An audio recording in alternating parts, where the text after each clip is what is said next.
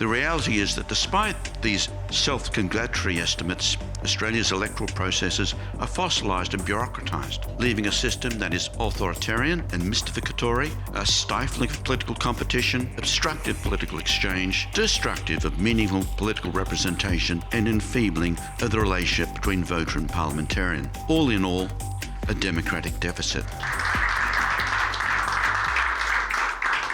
Welcome to the Institute of Public Affairs. I am Morgan Begg, the Director of Research at the IPA, and I'm delighted to host you as we launch the latest report of the IPA's Reinvigorating Democracy project. I'd like to start by quoting an article that appeared in the Australian newspaper on Friday from a senior inner-city journalist who was waxing lyrical about the lockdown and the COVID period. Which was galling enough, but I'd like to just read a few entries from that to illustrate my point. Surely I'm not alone in recalling that period as easy enough, just part of what we had to do back then as vaguely law-abiding members of our community. During Sydney lockdowns, I loved beavering away at my work at home, my day punctuated by walks up the street to get a takeaway coffee or takeaway dinner from the restaurants that had closed their doors. Some of the edicts from our premiers and health ministers proved unnecessary, but the danger in bagging the lockdowns is that we may end up destroying the trust we need in our governments to make reasonable decisions in the name of society. The name of this journalist itself isn't important, except to say that as an inner city senior journalist who's spent her entire adult life in the media profession, she perfectly encapsulates that elitist insider attitude that we heard so often during the pandemic, and their views on what the role of democracy is, and that it's the insiders who set the political agenda, but who treat disagreement as dangerous, where trust is demanded but never earned, and where public consultation means that the government make the rules and the people are consulted on how to accept them. In the first paper released as part of this Reinvigorating Democracy project, The Rise of the Insiders, I made the point that many Australians are concerned that they no longer have a say in the major decisions that are being made in their name in Canberra and in the state capitals. Representative democracy means nothing if the institutions that are designed to represent a community of electors are perceived to be failing to act on their priorities. And this sentiment is reflected in a survey the IPA recently commissioned, which found that 77% of Australians believe that the political agenda is set by those employed inside the political system rather than those in the general community. In The Rise of the Insiders, we observed that based on the occupational and educational experiences of members of Parliament, 60% of federal parliamentarians had political insider backgrounds, such as party officials, union officials, lobbyists, public servants, or even the aforementioned journalists class. In other words, those driving the political debate in Canberra are increasingly disconnected from the experiences and the priorities of mainstream Australians. No issue better illustrates this divide than the voice referendum in 2023. After several years of deliberation about what form constitutional recognition would take, there was a First Nations National Constitutional Convention in 2017, comprised of delegates who were selected, not elected, at regional dialogues from which the participants themselves were selected according to the Referendum Council's arbitrary criteria, the council of which was itself appointed by the government. The outcome of this convention was the Uluru Statement of the Heart, which called for voice, treaty and truth, where voice meant amending the Australian Constitution to permanently establish a body to make representations to the federal government on behalf of Indigenous Australians. The push from Canberra to make the voice a reality occupied a major amount of time and resources over those following years, particularly during the Albanese government, which made the voice its major number one priority. Tellingly, the voice was overwhelmingly rejected by the Australian people in all states, with the no vote being 3.2 million more votes than the yes vote. As IPA research identified, the reason Australians voted no was because they believed establishing a separate and parallel system of political representation would permanently divide Australians. That the political class in Canberra was unaware of this and pushed ahead with the referendum should also serve as a wake-up call about how Canberra operates and its capacity to understand and represent mainstream Australia. Indeed, Canberra was the only jurisdiction that voted yes, and overwhelmingly so. Well, while one aspect of this divide between Canberra and the rest of the country is cultural and is the proliferation of professional politicians, we must not overlook the structural barriers to genuine representative democracy. The political system itself operates to the benefit of professional politicians and in effect ensures that politics in Canberra represents the priorities of Canberra rather than the broader community. Take, for instance, how voting actually takes place in Australia. Compulsory voting combined with preferential voting plainly produces perverse outcomes. In order to lodge a valid vote, an elector must not only vote, but must list in order their preference of candidates from first to very last. I know of no other jurisdiction in the world which not only does this, but also criminalises, as Australian states do, the publication of any material that may influence someone to mark a ballot invalidly. This means that to participate in the most basic democratic process, a voter must ultimately choose a candidate they have no interest in electing. Obviously, this diminishes true democratic decision-making and operates as a shield for the political class who need only prove that they are the least worst option. Despite this, many Australians accept as normal or even desirable the way we do democracy. The survey I mentioned earlier, which is on your table, also asked people whether they believe voting should be compulsory for all voters or a voluntary choice, allowing voters to choose if they want to vote or not. The research indicates that 2/3 of Australians still believe voting should be compulsory. Separately, we asked whether voters usually followed the how to vote card that they are given at the polling booth, or if they decided to direct the preferences on their own initiative. Almost 6 in 10 said that they followed the how to vote card, which raises the question of whether preferential voting actually gives voice to the preferences of Australians or the preferences of the political parties who negotiate preference deals. Despite this, there is no appetite to adopt first-past-the-post voting. Winner takes all. So these results illustrate that improving Australia's democratic character is not just a political issue, but a matter of public awareness as well. As such, the purpose of the IPA's Reinvigorating Democracy project is not just to lament the decline of genuine participatory democracy, but to generate awareness that the decline is neither inevitable or unavoidable. More pointedly, our goal is to educate Australians about the flaws in the present system and to generate debate about reform to reinvigorate democracy. To this end, when we launched the project, I immediately sought out Dr. William Coleman, who is an adjunct professor at the University of Notre Dame and was formerly reader in the School of Economics at the ANU. Importantly, William edited a very important book, Only in Australia, The History, Politics and Economics of Australian Exceptionalism, about the unique direction Australia has taken on various economic and social policy fronts. His chapter, Australia's Electoral Idiosyncrasies, describes Australia's peculiar attachment to policies such as compulsory voting and preferential voting, which many Australians regard as normal, but is seen as very unusual in most parts of the world.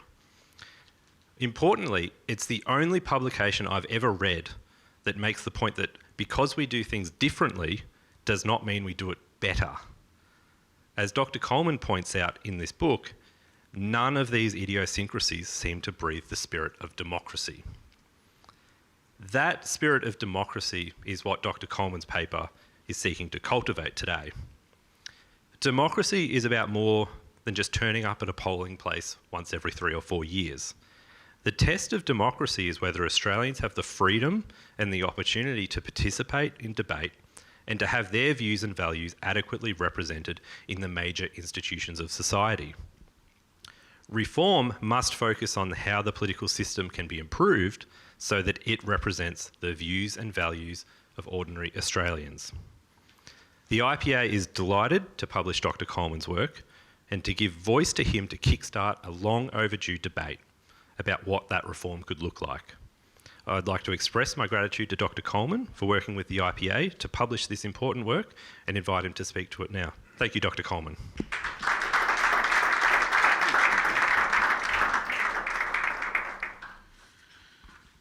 Well, thank you, Morgan, for that very kind and generous introduction. It's a great pleasure and honour to speak to the Institute of Public Affairs. My starting observation today will be the great gap between the myth of Australian democracy and its reality. To the keepers of the mythology of Australian electoral culture, Australia has been a bold pioneer in democracy, an example to the world, in fact. Was not the secret ballot introduced first in Australia before anywhere else in the world? Did not Australia achieve pretty much near universal male suffrage in the 1850s, at least in New South Wales and Victoria, 60 years before the British? And of course, female suffrage in 1902, just about the first country in the world, behind only New Zealand, I believe. Regrettably, there is another and much less impressive aspect to Australian democratic experience. We must acknowledge that if the secrecy of the secret ballot discouraged intimidation of the voter, the same secrecy effectively disenfranchised the illiterate voter. And it was for that reason that the secret ballot was gladly taken up by certain southern states of America in order to disenfranchise their illiterate voters. If we did obtain universal suffrage for men in the 1850s, in those same years, energetic attempts to democratise the legislative councils were either tamed or just outright defeated. And in New South Wales, the Legislative Council was not directly elected until the 1970s. And if the Commonwealth Electoral Act of 1902 enfranchised women, it also effectively disenfranchised Aboriginals, hundreds of whom had voted up until that point. There is indeed a gap between the self-satisfied myth of Australia's democracy and its reality. The reality is that despite these self-congratulatory estimates, Australia's electoral processes are fossilised and bureaucratised, leaving a system that is authoritarian and mystificatory, stifling of political competition, obstructive political exchange, destructive of meaningful political representation, and enfeebling of the relationship between voter and parliamentarian. All in all, a democratic deficit. What this paper does is to advance 12 reforms to cast Australia's political system a bit more closely to the die of a genuine and vital liberal democracy. In my limited time, I don't propose to canter through all 12, but instead to focus where my sense of dissatisfaction is most acute, indeed where I feel some sense of scandal.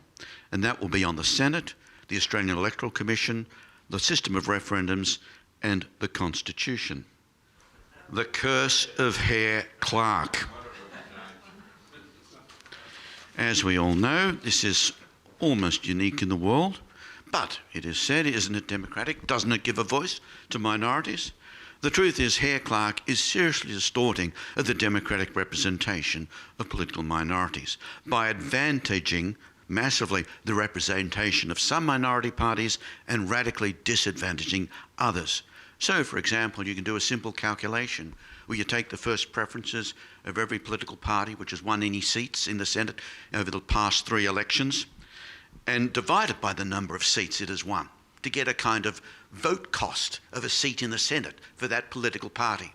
And you'll find that the Lambie network, the vote cost of it getting a seat in the Senate has been just 44,000 votes, while for the Liberal Democratic Party it has been 808,000 votes.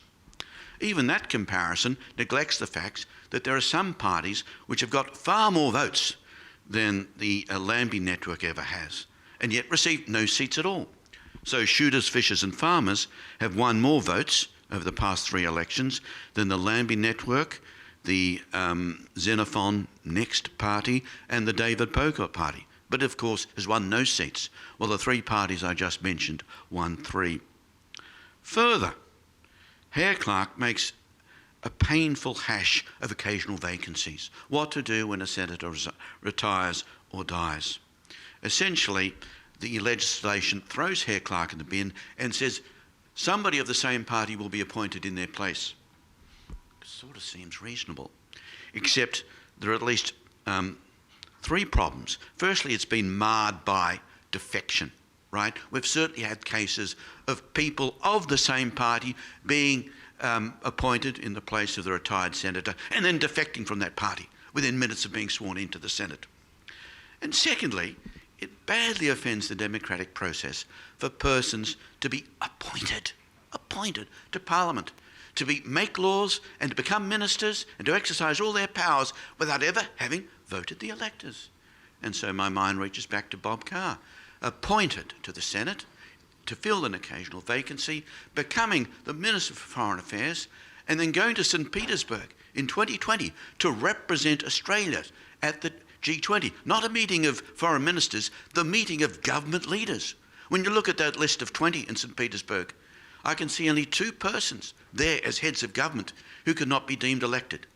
Bob Carr and the King of Saudi Arabia. Okay? Of course, what happened then is in the election of 2013, Carr did stand. He got elected, not surprisingly, and as soon as he was elected, he resigned, even before the new parliament had met. He resigned with the consequence that a member of the lower house, Labor member of the lower house, had been defeated, could be popped into his place for a 6-year term. Okay. Secondly, Hare-Clark annihilates the relationship between voter and senator. I put to you that there's little, if any, sense of debt of the successful senator to the electorate, because once they've been pre-selected by their party, their successful election to this is either set in stone, they're number 1 or number 2, or it's in the lap of the gods. Okay? So that produces senators entirely orientated to their party and not to the voter. So let me give you 3 proposals to replace Hare-Clark. The first I'll call reform option A. Replace Hare-Clark with slate voting, where the voter's object of selection is a list or a slate of 6 candidates, 1 list for each party, with 1 list winning all the 6 seats, the winning list being determined by an optional preferential vote. In other words, this is a winner-takes-all system, and its great benefit would be to crank up competition by raising the stakes so much. It's also good on occasional vacancies. If somebody retires or dies, well, you'd have a by-election, right? And you'd fill it, a kind of referendum on the government in that particular state. Perhaps only slightly improves the nexus between the voter and the senator, and of course it's no good at all at representing minority segments of opinion. So I'll move to my next option, reform option 3B. Replace Hare-Clark with the creation in each state of 6 geographically defined seats, the winner in each determined by an optional preferential vote. This is good on occasional vacancies.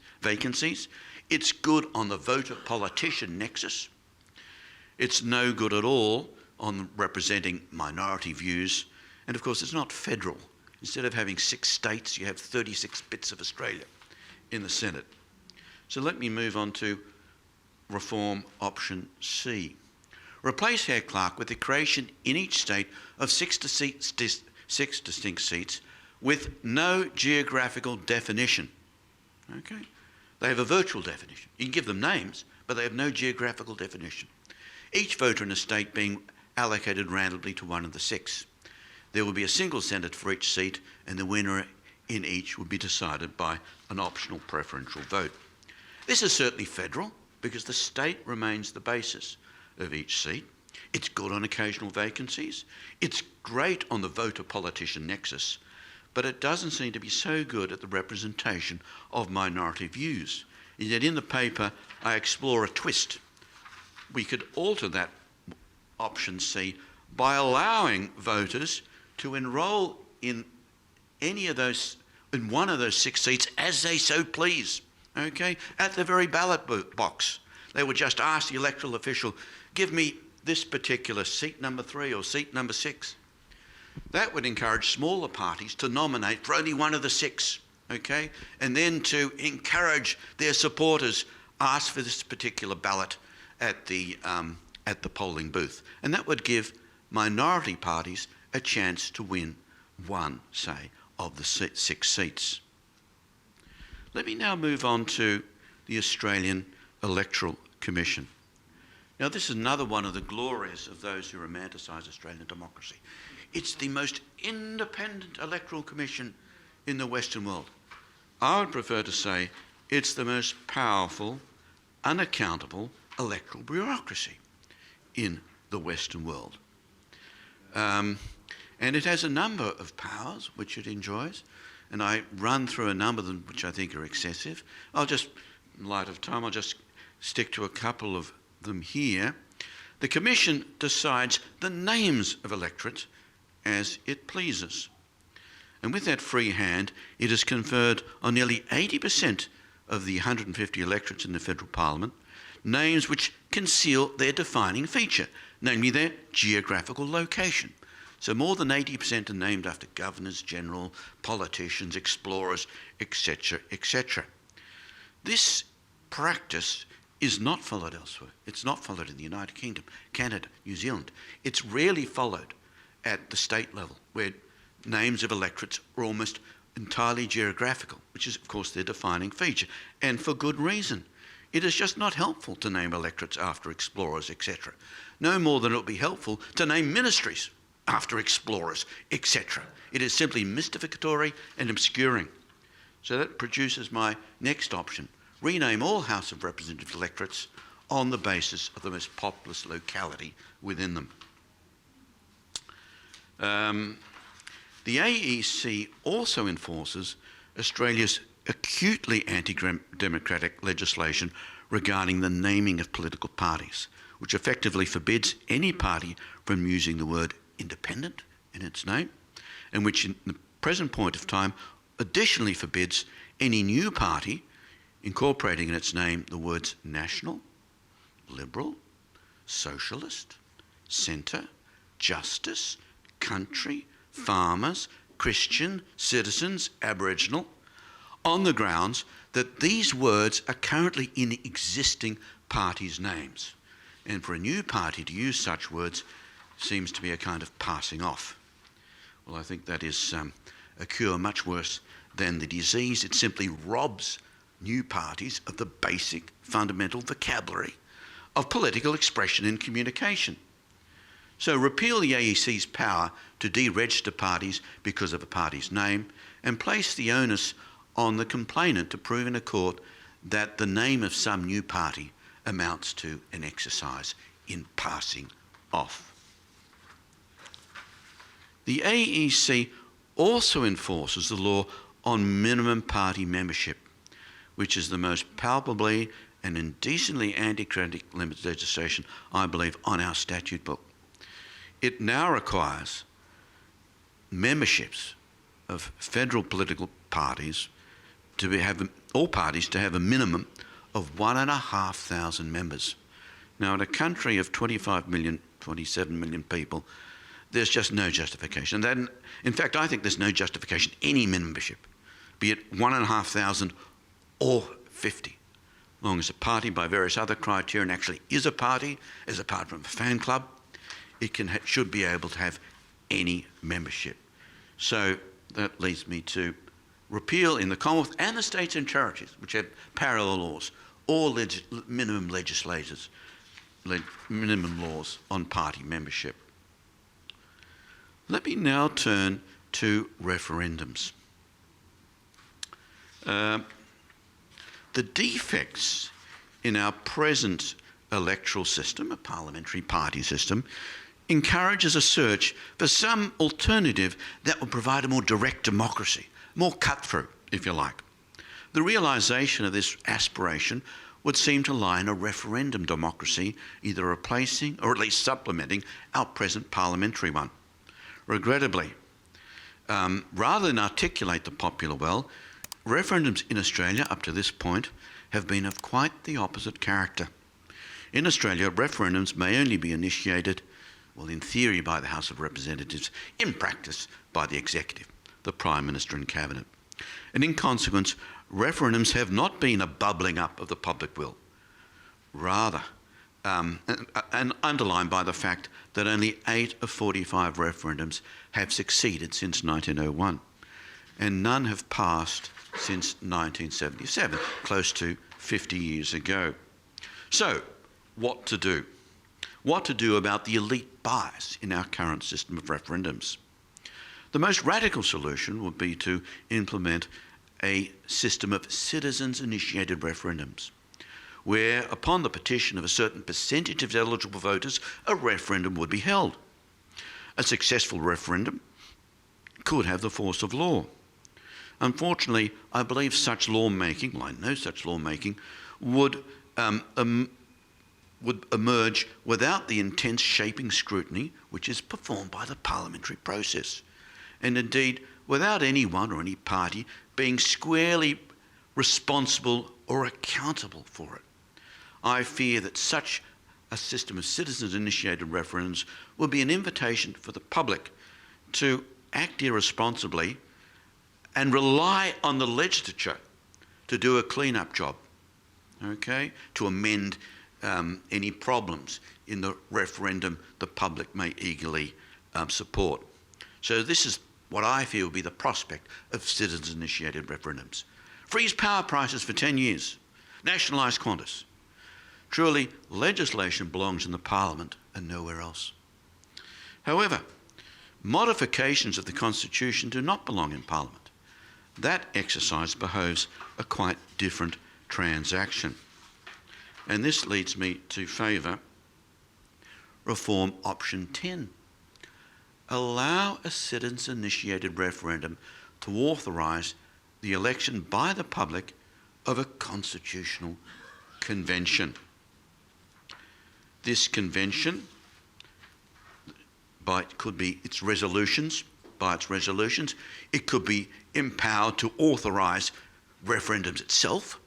So in a sense, this constitutional convention would supplement what is now the preserve of the Cabinet calling constitutional referendums, or it could be even alter the Constitution itself, presumably on the basis of supermajorities. This would be powerfully democratising of our constitution making, because as I noted a moment ago, there's been no democratic shape of our constitution since 1977. Okay, the last time a referendum actually succeeded in modifying our constitution. Rather, our constitution since that time has been ruled by an iron monarch, the High Court of Australia. Well, what reforms might be done? Well, many, but I'll just try to stick again, thinking of time, to those reforms which are concerned with, which would assist democratisation. One I have to favour is reform option 11. Upon any MP leaving their party, either voluntarily or involuntarily, let their seat be declared vacant and subject to a by-election. The British have a kind of weak version of this, but I think something strong like this would be suitable. For in modern day politics, the voter is, with an overwhelming likelihood, choosing a party, not an individual. For an MP to defect from the party under which they're elected is, with an overwhelming likelihood, violating the choice of the voter. A more fundamental offence against democracy cannot be imagined. Of course, it could be that this MP, leaving their party voluntarily or involuntarily, will be re-elected at that by-election. That's all well and good. But let their exit be put to that democratic test. Let me now move to another democratising constitutional reform, or at least potentially, fixed term elections. As we all know, the term of the Parliament is effectively chosen by the Prime Minister and Cabinet, and this prerogative invested in the Prime Minister and Cabinet is undemocratic, I believe, because it favours the incumbent government, right? You know, Albanese is playing I've Got a Secret with, of course, not only the electorate, but with the opposition. So we might think, let's have fixed term parliaments, with, of course, an allowance for an early election if the government loses a vote of no confidence. And indeed, such fixed terms have been widely introduced at the state level with apparent satisfaction. And yet, I put to you, we should be very wary of that, because we can easily imagine, indeed we have seen, governments, minority governments, which are popular governments, and yet survive on the half-hearted support of a hard-to-please crossbench.